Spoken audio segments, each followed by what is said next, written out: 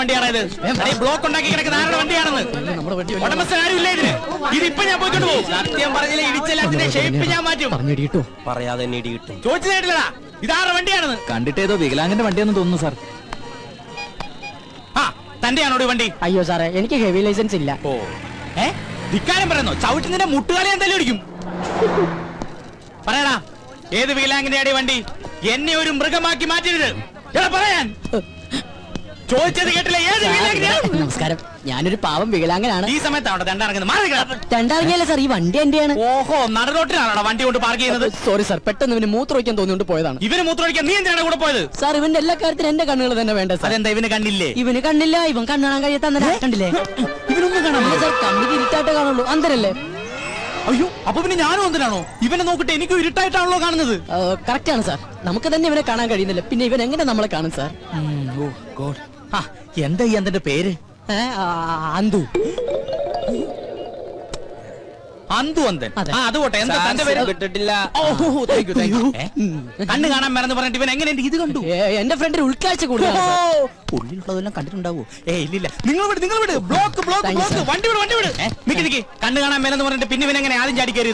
അത് ഡെയിലി കയറി പ്രാക്ടീസ് ആണ്.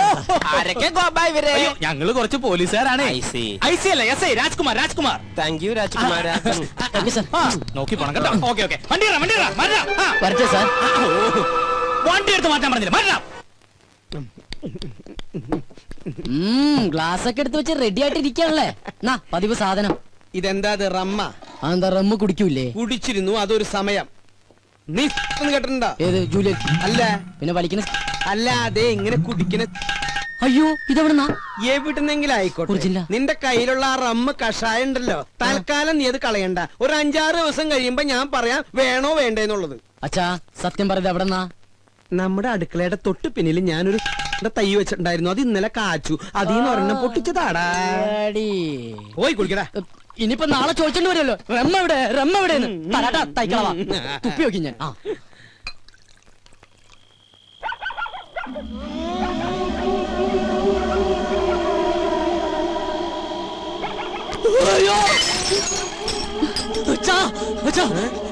എന്റെ ബെഡ്റൂമിൽ ഒരു പ്രേതം. പ്രേതോ?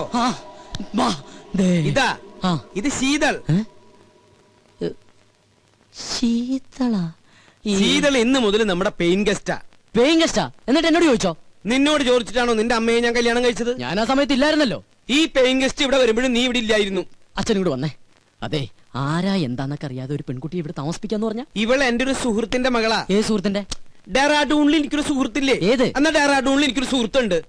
അയാൾ ഇപ്പൊ അമേരിക്കയിൽ ഫിലോഡാൽഫിയയിലാണ്. അതുകൊണ്ട് അയാൾ ഡെറാഡൂണിൽ ഇല്ല. അയാൾക്ക് കുവൈറ്റിലേക്ക് വരാനും പറ്റില്ല, ദുബായിൽക്കോട്ട് കയറ്റൂല. അതുകൊണ്ട് മകളെ ഇങ്ങോട്ട് പറഞ്ഞയച്ചു. അച്ഛൻ എന്തൊക്കെ പറയണം? വെള്ളമൊടിച്ച വയറ്റി കിടക്കണം. എനിക്കൊന്നും മനസ്സിലാവണില്ല. ദുബായിന്ന് കേട്ടിട്ടുണ്ടാ, കുവൈറ്റിന്ന് കേട്ടിട്ടുണ്ടാ, ഫിലോഡാൽഫിയെന്ന് കേട്ടിട്ടുണ്ടാ, അമേരിക്കന്ന് കേട്ടിട്ടുണ്ടാ? ഇതാ പറഞ്ഞത് എഡ്യൂക്കേഷൻ വേണം, എഡ്യൂക്കേഷൻ വേണമെന്ന്. ഇവനാകെ അറിയാവുന്നത് beef fry, parotta, biryani, fried rice, chilli chicken. ഇവൻ എങ്ങനെ ജീവിക്കും? പോയി ചെന്ന് കിടന്നുറങ്ങടാ. ഞാൻ പറഞ്ഞ സ്ഥലങ്ങളുടെ പേര് ഏതെങ്കിലും ഓർമ്മയുണ്ടോ? ഏത്? ഡെറാഡൂൺ. ഡെറാഡൂൺ നിനക്ക് പിടിച്ചില്ല? ഡെറാഡൂണിനാടാ. അച്ഛന്റെ ഏറ്റവും വലിയ സുഹൃത്ത് ഡെറാഡൂണിലുണ്ടെന്നുള്ള കാര്യം അറിയാതെ പോയത് മഹാ കഷ്ടായിപ്പോയി. ഡെറാഡൂൺ, ഡെറാഡൂൺ, ഡെറാഡൂൺ. Good night Dehradun.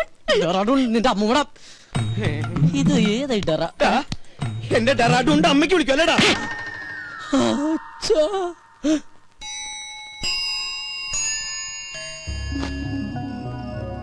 എന്നാലും ഞാൻ അറിയാതെ അച്ഛൻ അവിടുന്ന് ഡെറാഡൂണിലൊരു ഫ്രണ്ട്. അവൾ ആരായിരിക്കും? ഇനി അച്ഛന്റെ അബദ്ധത്തിൽ വല്ലതും ചോദിച്ചാലോ? അല്ലെങ്കിൽ വേണ്ട. എന്നാൽ അവൾ ആരാ നോക്കാം.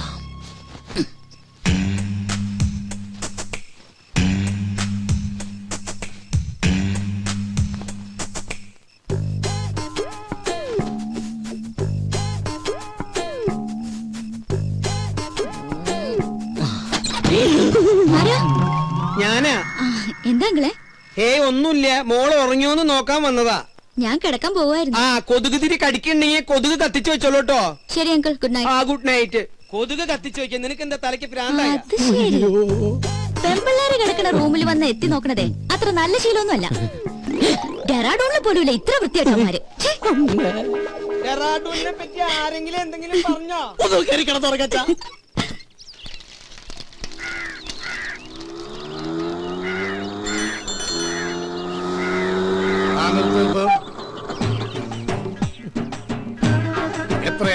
90. നിന്റെ പ്രായമല്ല ഞാൻ ചോദിച്ചത്. ഓടിയ കാശ് തന്നെയാണോ ഞാൻ പറഞ്ഞത്? ഞാനിപ്പോ ഈ കാശ് തരില്ലെന്ന് വിചാരിക്കുക. നീ എന്നെ എന്ത് ചെയ്യും? എടാ നീ എന്നെ മൂക്കി കയറ്റുമോ? ചാവട്ടൂർക്ക് കിട്ടില്ല, പാറ്റിക്കിട്ട് കൊടുക്കും. കളിച്ച് കളിച്ച് വെങ്കിടങ്ങി തങ്കച്ചന്റെ മകനോടാ കളി അല്ലടാ. തങ്കച്ചേട്ടന്റെ മോനാ. 90 രൂപക്ക് വേണ്ടി തങ്കച്ചേട്ടന്റെ മോനായിട്ട് തലൂർന്ന് പറഞ്ഞ തങ്കച്ചേട്ടൻ എന്ത് വിചാരിക്കും? ഇതാ 100 രൂപ ഉണ്ട്. അച്ഛനെ അറിയുമല്ലേ? ഏയ്, താനല്ലേ പറഞ്ഞ അച്ഛനെ അറിയുന്നു? ഇനിയിപ്പോ തന്റെ അച്ഛനറിയണോ? താനല്ലോ നേരത്തെ അച്ഛനെ അറിയുന്നു പറഞ്ഞ. കത്തി കാണിച്ചോണ്ട് അച്ഛൻ എന്താ അറിയുമെന്ന് പറഞ്ഞ് ജീവനക്ക് ആക്കുണ്ടാവില്ലേ?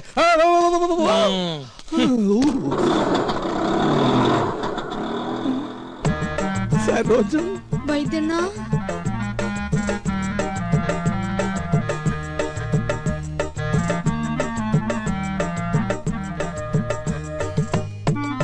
എന്താ ഈ വേഷത്തില്? നക്സൽ ബാരിയാവൻ പോയവൻ സന്യാസിയായി പോയി എന്ന് മാത്രം അറിഞ്ഞാ മതി. അക്കാ, മുല്ലയപ്പ തെറിച്ച ബന്ധവും ഉള്ളെങ്കിലും അക്കായെ ഞാൻ ഒരുപാട് വേദനിപ്പിച്ചിട്ടുണ്ട്. ഇനി ഞാൻ അക്കാ വിട്ട് എങ്ങുമേ പോവില്ലേ. പറഞ്ഞാ കേൾക്കുന്നൊരു ചെമ്മരിയാടിനെ പോലെ ഞാൻ ഇവിടെ കഴിഞ്ഞോളാം. നിക്ക, സ്വന്തം കാലി ജീവിച്ച് കാണിക്കാന്ന് വെല്ലുവിളിച്ച് ഒരിക്കൽ ഇവിടുന്ന് ഇറങ്ങിപ്പോയതല്ലേ? ഗതി മുട്ടുമ്പോ കയറി നടക്കാൻ ഇത് സത്രമൊന്നുമല്ല. ഇറങ്ങാൻ ഒരു തവണ കൂടി. ഇതിപ്പോ ഒരുപാട് തവണയായി. സരോജം, പുറത്താക്കി ഗേറ്റ് അടയ്ക്ക്. അക്കയാണത്രേ കക്ക. എന്നെ പുറത്താക്കൊന്നും വേണ്ട. ഇവിടുത്തെ ഗേറ്റ് അടച്ചാലും എന്റെ മുമ്പിൽ വേറെ പല ഗേറ്റുകളും മറക്ക തുറക്കും. നമുക്ക് കുറച്ച് വേണ്ടി കാണാട്ടാ.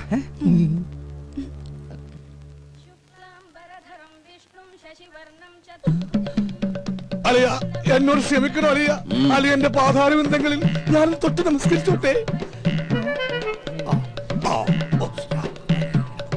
എനിക്കിപ്പോഴാ മനസ്സിലായത് അളിയൻ എന്തുകൊണ്ടാ എന്റെ പെങ്ങളെ ഉപേക്ഷിച്ചതെന്ന്. അളിയൻ ദൈവമാണ് അളിയാ, ദൈവം. താനെപ്പോഴാടോ വൈദി സന്യാസിയായത്? കയ്യിലുള്ള കാശ് മുഴുവൻ തീർന്നപ്പോ ഞാനങ്ങനെ ഓട്ടോമാറ്റിക്കായിട്ട് ആയിപ്പോയതാണ്. ഈ സന്യാസം നമുക്ക് തന്നെ പണിയില്ല. പെണ്ണും കെട്ടി 2 പിള്ളേരൊക്കെ ആയിട്ട് വൈകുന്നേരം പോകുമ്പോ 2 പെഗും വിട്ടിരിക്കണ അതിന്റെ രസം എന്നൊക്കെ ആൾക്കാർ പറയുന്നു. എനിക്ക് അതിലൊന്നൊരു വിശ്വാസമില്ല. സർ, ചായ. ഓ, ഇത് ഞാൻ തന്നെയാടോ. ആട്ടെ, എന്താ തന്റെ ഉദ്ദേശം? എനിക്ക് വേണമെങ്കിൽ പെങ്ങളുടെ കൂടെ ജീവിക്കുക. പക്ഷെ എനിക്കൊരു വാശി, ഇനിയുള്ള കാലം സ്നേഹസമ്പന്നനായ അലിയന്റെ കൂടെ ജീവിക്കണമെന്ന്. അയ്യോ, വെറുതെ വേണ്ട. അലിയൻ പറയുന്നത് കേട്ട് അച്ചടക്കമുള്ള ഊർജ്ജസ്വലനായ ഒരു ഗുമസ്തനായിട്ട്, അല്ലെങ്കിൽ വേണ്ട ഒരു ഡ്രൈവറായിട്ട്. മുമ്പ് ഒരിക്കൽ ഇവിടെ നിന്നതിന്റെ സാർ അനുഭവിച്ചതാ. ഏയ്, ഗതി കെട്ടിട്ട് വന്നല്ലോ, നിന്നോട്ടെ. നിക്കുന്നതൊക്കെ കൊള്ളാം. എന്റെ സ്വഭാവവും ശീലങ്ങളും ഒക്കെ അറിയാവല്ലോ. അലിയൻ വരക്കണ വരയെന്ന് 1 ഇഞ്ച് ഞാൻ മാറൂല. എന്നാ തനിക്ക് കൊള്ളാം. ഓ, താങ്ക് യു വെരി മച്ച് അളിയാ. ചായ. ചായ താൻ കുടിച്ചോ. എടോ, നിനക്ക് ഞാൻ വെച്ചിട്ടുണ്ടാ.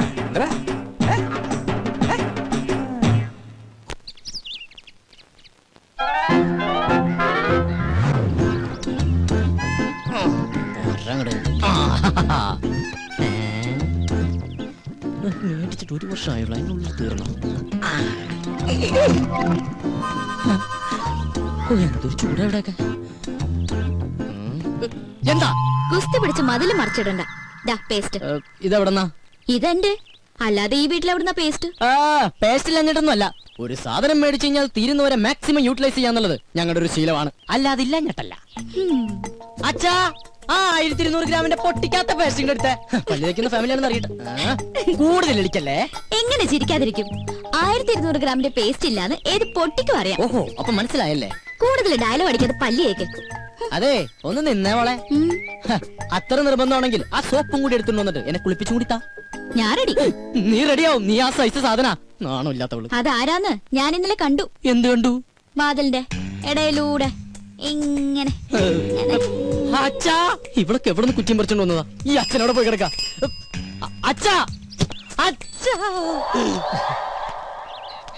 കാണല്ലേ സാർ. നീയാ? എന്താ രാവിലെ പത്രത്തിന്റെ ബില്ല്? ഓ, അതൊന്നും വേണ്ടപ്പാ. തമാശ കളഞ്ഞിട്ട് കാശ് എടുക്കട്ടെ സാറേ. 450 രൂപ. 450 രൂപ? അതിനു വേണ്ടിട്ടാ നീ രാവിലെ വന്നേക്കണേ. നീ ഒരു കാര്യം ചെയ്യ്, പോയിട്ട് ഒരു മാസം കഴിഞ്ഞിട്ടോ. ഇനി 1 മാസം കഴിഞ്ഞാ ഇത് കേൾക്കാൻ തുടങ്ങിയ കാലം കുറെ ആയിട്ടാ. എടാ അപ്പുറത്തെ വീട്ടിലെ തോമസ് ചേട്ടനല്ലേ കോടിക്കണക്കിന് രൂപയുടെ കടക്കാരനാ, അറിയോ നിനക്ക്? എനിക്ക് അയാളുടെ കോടിക്കണക്കിന് രൂപയുടെ കണക്കൊന്നും അറിയണ്ട. എനിക്ക് എന്റെ പത്രത്തിന് 450 രൂപ അപ്പം കിട്ടണം. ഓ പിന്നെ ഞങ്ങൾ ഈ പാവങ്ങളുടെ 450 രൂപ ഇട്ടിട്ടുണ്ട് നിന്റെ മാതൃഭൂമി പത്രം നടന്നു പോവാൻ. ഒന്ന് പോരാ. നല്ല ഒന്നാമതൊരു വീട് കെട്ടിയിട്ടുണ്ടല്ലോ ചേട്ടാ. എന്തിനായി പിച്ചത്തരം കാണിക്കണേ? വീടല്ലേ കെട്ടിട്ടുള്ളൂ, ഞാൻ കെട്ടിട്ടില്ലല്ലോ. എടാ ഞാൻ കെട്ടിക്കഴിഞ്ഞതെങ്കിൽ ആ സ്ത്രീധനത്തിന്റെ തുക കൊണ്ട് ആദ്യം കടമിട്ടത് നിന്റെ ഇരിക്കൂടാ. എന്നാ ആ കല്യാണം കൂടി ഞങ്ങൾ മാതൃഭൂമിക്കാർ നടത്തി തരാം. ആയിക്കോട്ടെ. അതെ, എന്റെ കല്യാണം നടത്തിയിരിക്കുക. ഈ ഒരു ജോലിക്കാരും പറഞ്ഞിട്ട് ആ ആലോചന നടന്നിട്ടുള്ളത്. ഈ കാശ് കൂടി തന്നില്ലെങ്കിൽ എന്റെ ഏജൻസി കെട്ടി. എന്റെ ഏജൻസി കെട്ടിയതിന്റെ കല്യാണം നടക്കില്ലാട്ടാ. വയലന്റ് ആവല്ലേ രമേശ, നീ ഒരു കാര്യം ചെയ്യ്. നീ അതവരെ പറഞ്ഞ് മനസ്സിലാക്ക. ആരെ പെൺവീട്ടുകാരെ? അല്ലടാ പത്രക്കാരെ. ഇപ്പൊ ഞാൻ നിന്നോട് ഒരു ഒഴിവ് പറയുന്നില്ല, അതുപോലെ നീ അവരോട് ഒഴിവ് പറയും, അവര് മറ്റുള്ളവരോട് ഒഴിവ് പറയും. അങ്ങനെ ഒഴിവ് കഴിവൊക്കെ പറഞ്ഞില്ലടാ നമ്മൾ ഇന്ത്യക്കാർ ജീവിച്ചു പോണത്. അതെ, അങ്ങനെ മറ്റുള്ളവർ പറയണ ഒഴിവില് നമ്മൾ ഇങ്ങനെ ഒഴിഞ്ഞു മാറി നടക്കാം, അല്ലേ? അതെ, ഇന്ന് വൈകുന്നേരത്തോടെ കാശ് എന്തെങ്കിലും എന്റെ സ്വഭാവം മാറൂട്ടാ. നീ ഒരു ചുക്കും ചെയ്യില്ല. എന്നാ നാളെ മുതൽ പത്രം വായിക്കണമെന്ന് കാണാ. നിന്നെ അതെ, പത്രം നിന്റെ മാത്രമല്ല, കേരളത്തിൽ 5-6 പത്രങ്ങൾ വേറെ ഉണ്ട്. എടാ ഓരോരുത്തരോട് ഒരു 3 മാസം വെച്ച് കടം പറഞ്ഞിട്ടുണ്ടെങ്കിൽ ഈസി ആയിട്ട് 2 വർഷം പോകും. അറിയോടാ, പോടാ പെരട്ടത്തിണ്ടി. അയ്യയ്യേ, എന്ത് ജന്തുക്കളത്! അച്ഛനും മുന്നും കൂടി ഇറങ്ങിയിരിക്കാൻ നാട്ടുകാരെ പറ്റിക്കാൻ. അച്ഛാ അച്ഛാ, കൊറേ നേരായല്ലോ അച്ഛ അച്ഛന്നും പറഞ്ഞ് കൊരവള്ളി പൊട്ടിക്കാൻ തുടങ്ങിയിട്ട്. എന്താ അത് ശരി, ബാത്റൂമിൽ കയറി ഒളിച്ചിരിക്കായിരുന്നല്ലേ? ഒളിച്ചിരിക്കാൻ പോയതല്ല, മനുഷ്യന്റെ പ്രാഥമിക ക്ലേശങ്ങൾ ഒഴിവാക്കാൻ വേണ്ടി പോയതാ. ഓ എനിക്കറിയാം, പേപ്പർ കേട്ട ഒളിച്ചിരുന്നല്ലേ? ഞാൻ ഒരു പ്രാവശ്യം പറഞ്ഞു ഒളിച്ചിരിക്കാൻ പോയതല്ലെന്ന്. എനിക്കറിയോ ഒളിച്ചിരുന്നറിയോ? അതെ, ഇനി അവൾ ഇവിടെ ഒരു നിമിഷം പോലും നിൽക്കാൻ പറ്റില്ല. എന്ത് പറ്റി? അവള് ശരിയല്ല. ഏയ്, അങ്ങനെ വരാൻ വഴിയില്ലല്ലോ. ആര് പറഞ്ഞു വഴിയില്ലെന്ന്? ഇന്ന് കൊച്ചുവിളപ്പം കാലത്ത് എന്റെ അടുത്ത് ശൃംഗരിച്ചോണ്ട് വന്നിരിക്കാ. ഞാനൊരാണല്ലേ, എനിക്ക് എന്തെങ്കിലും സംഭവിച്ചാ? നിനക്കെന്ത് സംഭവിക്കാൻ? 2 ആണുങ്ങൾ മാത്രം താമസിക്കുന്ന സ്ഥലത്ത് ഒരു പെണ്ണ് വേണ്ട. എന്താ ഗോപ നീ പറയണ? ഞാൻ ആ കുട്ടിയുടെ അഡ്വാൻസ് മേടിച്ചതല്ലേ. അഡ്വാൻസാ? എത്ര രൂപ? 2000. ഓഹോ, അപ്പൊ അതുകൊണ്ടായിരിക്കും മേടിച്ച് മിഴുങ്ങിയതല്ലേ? ഏയ്, അതെനിക്ക് അവള് ഫ്രീ തന്നതാ. ഒരു കാര്യം ചെയ്യ്, എഗ്രിമെന്റ് വെച്ചിട്ടല്ലോ ആ പൈസ അങ്ങോട്ട് തിരിച്ചു കൊടുത്തേക്ക്. അത് ഞാൻ പാൽക്കാരനും പലചരക്ക് കച്ചവടക്കാരനും കൊടുത്തു. ഓ, ഇതൊരു പുലിവാലായല്ലോ. എന്ത് ചോദിച്ചാലും കളനെ പോലെ തല കൂപ്പിട്ട് നിൽക്കും. ഇങ്ങോട്ട് നോക്കി, ഇങ്ങോട്ട് നോക്കാൻ. ഞാനൊരു 2000 രൂപ എങ്ങനെയെങ്കിലും സംഘടിപ്പിച്ചു തരാം. അതിനെ പറഞ്ഞു വിട്. അങ്കിൾ, ഈ പെൺകുട്ടികളെ താമസിക്കുന്ന വേണ്ട വേണ്ട വേണ്ട, കൂടുതൽ കൊഞ്ചിക്കൊഴയിലൊന്നും വേണ്ട. അച്ഛ പറഞ്ഞു വിട്ടെ. ഞാനൊന്ന് പറയട്ടെ ഗോപേട്ട. ഗോപേട്ടാന്നാ അച്ഛ, ഗോപേട്ടാന്ന്. പിന്നെ നിന്നെ എന്താ വിളിക്കാ? വേലായുധനാ? എന്താ നിന്റെ പേര്? ഗോപൻ. പറ മോളെ. പെൺകുട്ടികൾ താമസിക്കുന്ന റൂമില് ഒരാൾ വന്ന് ഒളിഞ്ഞു നോക്കിന്ന് വിചാരിക്കുക. ഇവിടെ ആരോ ഒളിഞ്ഞു നോക്കിയേ? അയാളെ കുറിച്ച് അങ്കിളുടെ അഭിപ്രായം എന്താ? ആണാണോ പെണ്ണാണോ? ആണാണെന്ന് തോന്നുന്നു. എങ്കിൽ അവൻ ആണും പെണ്ണും കെട്ടവനും സംസ്കാരമില്ലാത്തവനും ആവാസനും തന്തയില്ലാത്തവനുമാണ്. അച്ഛാ, സത്യം പറയാലോ അങ്കിൾ, അങ്ങനെ ഒരു അനുഭവം ഹോട്ടലിൽ വെച്ചുണ്ടായതുകൊണ്ടാ ഞാൻ ഇങ്ങനെ ഒരു സ്ഥലം തേടി വന്നത്. ഇവിടെ ഞാൻ സേഫാ. എനിക്ക് സമാധാനായി.